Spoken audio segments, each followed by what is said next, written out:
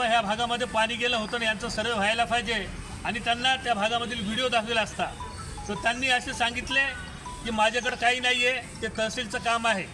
आणि तहसीलदार मॅडमला भेटले असतं त्यांनी सांगितलं की ते महापालिकेचं काम आहे. म्हणजे 15 तारखेच्या निवेदनामध्ये त्यांनी उडवाउडीचे उत्तर केले. प्रत्यक्ष पाहता हे जे काम आहे हे महापालिका अंतर्गत येते आणि तशा प्रकारचा बोर्डसुद्धा तहसील कार्यालय त्या ठिकाणी लावलेला आहे.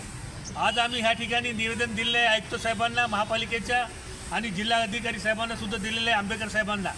आणि त्यांना सांगितलेले आहे की ह्या ठिकाणी जो सर्वे झालेला आहे चुकीचं झालेलं आहे. एका ठिकाणी नागरिक राहतो, त्याचं दुसऱ्या ठिकाणी नाव दिलेलं आहे. उदाहरणार्थ मी समजा जर देगावचाळमध्ये राहत असेल तर माझं नाव हे गोर्धनघाटच्या यादीमध्ये टाकलेलं आहे. असे बरेचसे घोळ हे महापालिकेतील अधिकारी कर्मचाऱ्यांनी केलेले आहे.